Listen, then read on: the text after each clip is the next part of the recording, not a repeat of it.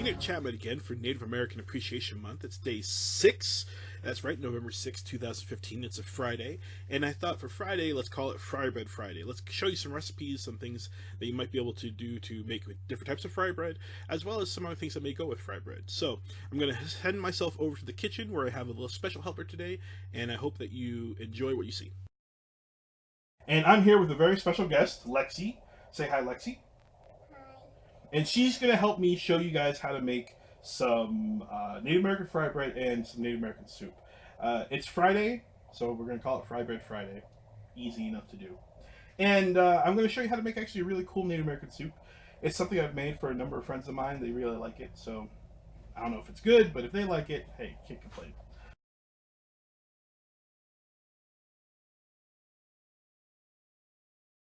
So I'm going to turn the heat up to a low. I'm going to use some extra virgin olive oil. I'm going to stick that in the pot just for a little while.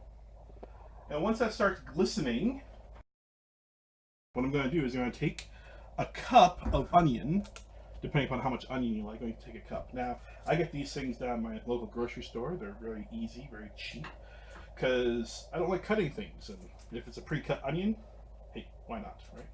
So, we're going to take a cup of onion, and once the oil starts shimmering, which, give it a couple seconds, it's going to start shimmering, we're going to put the onion in the pot. We're going to put the onion in the pot. Okay, so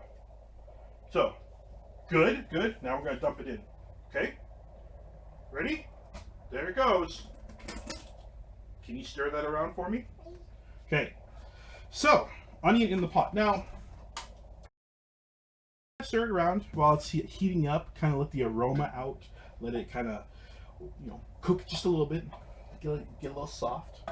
Nicely done. Nicely done. Cool. I'm going to take that. You want the little spoon? All right, you can have a little spoon.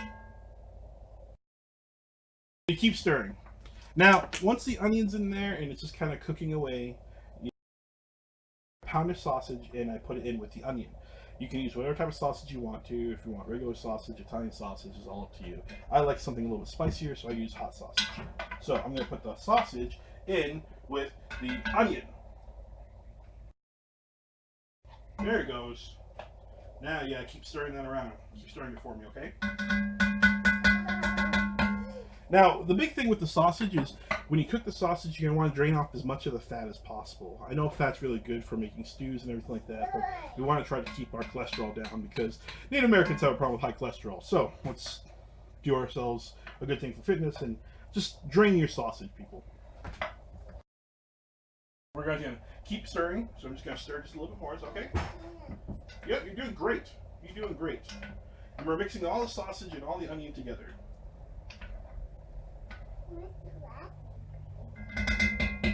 Ready? There you go. Keep going. Keep going. Okay. So now that you have that, here comes the really fun part of the recipe. And this calls for hominy. For anyone who knows about Native Americans, we love our corn. And hominy is just a different style of corn. Now this is Mexican hominy. And some of you out there may say, but wait a second, that's Mexican hominy. Well, Mexicans are part of the First Nations people as well, so it's not really all that crazy, but get hominy. And this is a large can of hominy. This is a medium-sized can of hominy. I'm just going to dump that inside our little pot. This is about 25 ounces of hominy, just so you know. And I'm actually going to take 2 of those, and I'm going to put them together. And it comes in liquid. It's packed in water. And actually keep the water inside there and just dump it in because we're going to need a little bit more water. This is going to be kind of a stew. So we got to make a little bit more water. So we're going to take this can, I'm going to fill it up with water. And put that inside there too. Okay, so now you've got a little bit of liquid inside of your stew. And once again, we're going to stir. It's swimming. Yeah, it's swimming, huh? So now we're stirring. Do you want to keep stirring? Yeah. Keep stirring for me. Okay, now comes the other fun part.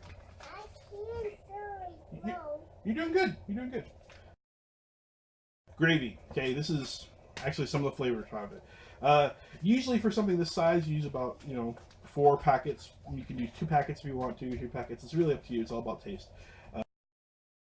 And this is just McCormick brown gravy, nothing special. You have your own type of gravy, you can use that. It doesn't have to be brown gravy, it can be turkey gravy, it can be any other type of gravy you want to. I've actually made it with about 4 or 5 different types of gravy. Let's mix this up a little bit more. Is that okay? I can't mix fast. I can mix slow. Yeah, you can mix slow, but I'll take the facts. You can take slow, okay? And so all of a sudden now, we have the gravy mixed inside. You forgot something. Nope, not yet. And that's You it. forgot the rice. What? Jelly.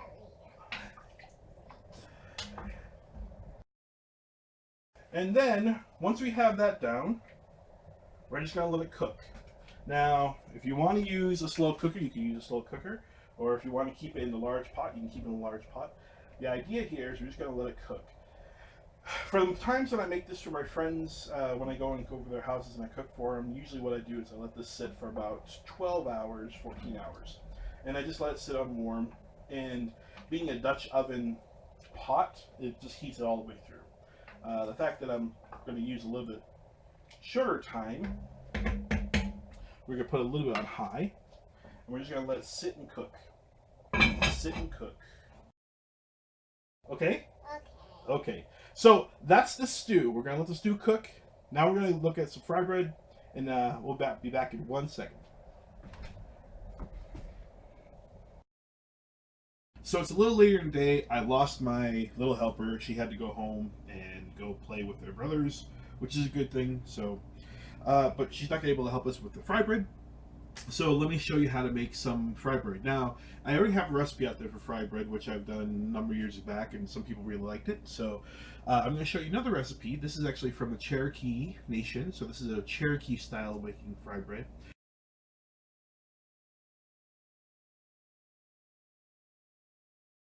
Now what you do is you just put all the ingredients together. And if you need more flour, you can always add more flour together. And so I'm just going to put them all in a little bowl, like this, and I'm just going to add the milk. Now what you want to do is you want to make this into a stiff dough, okay? So you're going to take this and you're going to start mixing it. And as you mix it together, you want this to become a very, very stiff dough. Don't worry too much about air pockets or any of the other stuff. You just want to make sure that the dough starts becoming pretty stiff. Okay, so the trick behind this is we want to get this dough a little bit stiffer than what we had beforehand. And a stiff dough really means that there's all these moisture spots in here that we want to try to get rid of. So with that being said, we're just going to add more flour.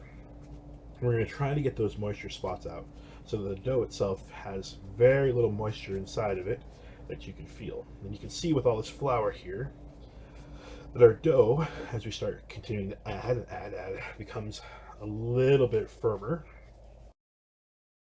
Once you have your dough workable, got a lot of moisture out and it's very firm, just take your roller pin and you start flattening it.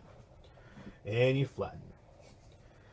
And you flatten, and you try to want to make it as big of a square as possible, so that's the reason why I'm kind of moving it around.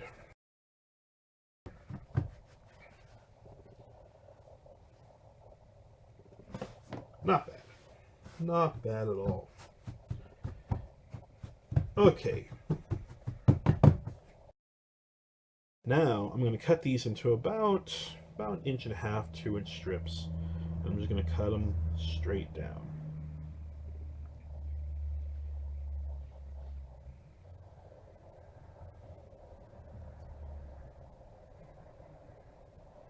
And these are going to be our fry bread strips.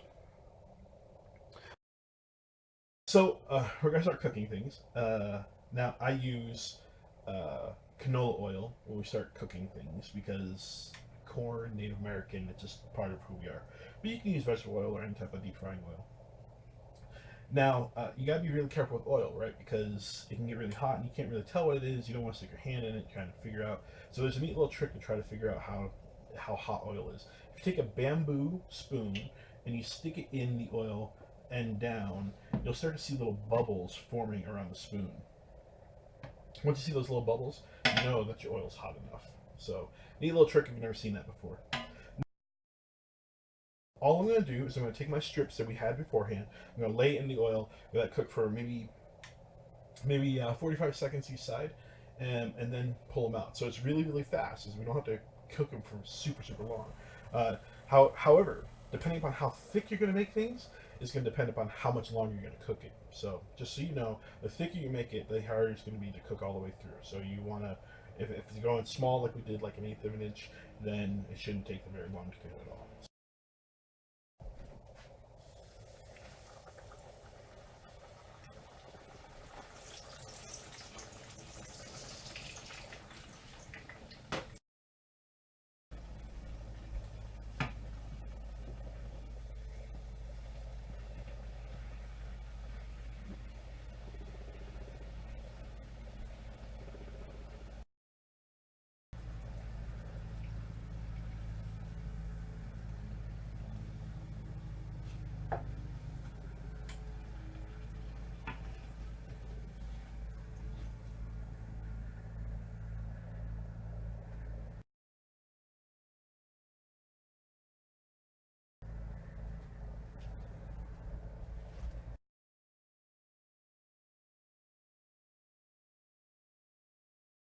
And there you go. That's the final product. A nice hominy soup with a little bit of fry bread, I guess sticks, if you want to look at it that way, that you can enjoy your soup with. And it tastes great. Tastes fantastic. If you want, I would love to see the photos of the recipes that you make with fry bread, as well as if you have any other recipes. I think that'd be really great because I'd love to share those with other people. So you can always just leave a response inside the YouTube channel, or if you're following me on Facebook at all, you can always put something inside there. I just love to see what you guys create because it's always good to know that you're enjoying the good food of the Native Americans. Once again, my name's Enoch Chapman. Go out and hug yourself, Native American, and I'll see you guys tomorrow.